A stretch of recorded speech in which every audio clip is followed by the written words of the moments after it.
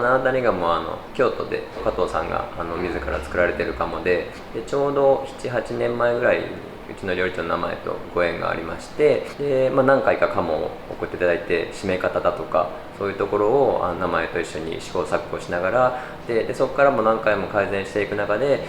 レペレブソンスが求めている状態の鴨っていう美味しい鴨を本当仕上げてくださったので、そこからのご付き合いで使わさせてもらって、数年前からは、うちのスペシャリテとして初めて来店した方にはまずは薪火で焼いた七谷鴨を食べていただくっていうところで、今は皆様にご提供させてもらっているっていうところで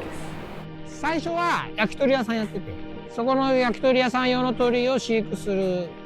のが最初の目的で、ここで100羽ぐらい飼ってたんですよ。で、お店やってたら分けてよみたいな話になってきて、ちょこちょこ鳥を下ろしてたんですけど、そしたら鳥もいいんだけどさ、鴨ないのって言われる。みんな鴨言うからやってみたことが発端なんですよ。ほんで美味しいのができたんで、トップクラスのレストランから営業かけたというところですよね。養鶏をやりだしたのが20年前ですね。鴨が10年ぐらい前ですね。うち土の上で飼ってるっていうのがやっぱ他と全然違うところなんで、普通はみんなコンクリの上で飼ってるんで、うちはずっとこれで常に混ぜて鶏粉が発酵してどんどん減っていくんですけど、他と違うって言ったらこれですかね。カシスの粉です。飼料米の玄米と一緒にこれ混ぜて添加している感じです。カシスだって相当高いからね。餌としては破格に高いです。カシスのだからドリンクとかを作った時に絞った搾りかすを乾かして粉末にしてるんです。だから人間が食べてもいいらしいですよ。ポリフェノール、ブルーベリーよりもいいらしいですよ。明らかに変わる、入れたら。でレフェルソースは胸肉を使って、アボンタブルではもも肉をたまに使わせていただいて、このビストデブルではもう全て使ってますね。もも肉、レバー、砂肝、ハツ。なかなかでもいい砂肝とかいいハツとか一つの鴨で全て揃えるってなかなか難しいことなんですよね。だけどそれが食材もね、店舗で循環させることでそういったことが可能になって、なおかつ1羽の鴨を使い尽くすっていう、その素材をちゃんと調理して、商品にしてちゃんとその素材に価値をつけて消費をすることができるっていうのがすごいいいなと。なんかやっぱり私たち料理人の一番のその仕事というか価値っていうのは、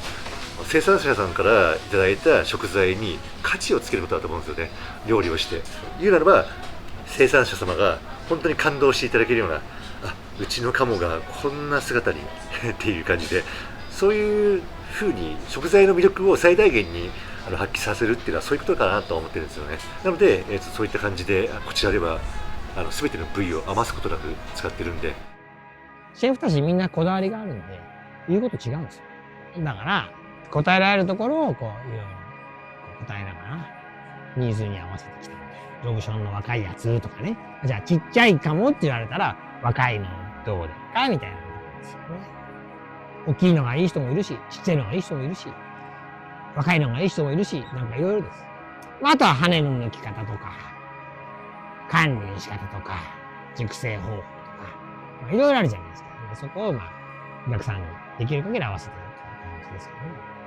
実際食べに行ってもみんな違いますよ。同じなのに。さすが料理だなと思いま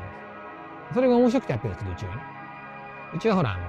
もうレストランがこうあったら、頂点のこの辺しか載ってないですから、そういうこだわってるシェフが喜んでくれるのが楽しいぐらいのことですからね。で勉強になりますよ。やっぱり彼らは真剣に勉強してますから。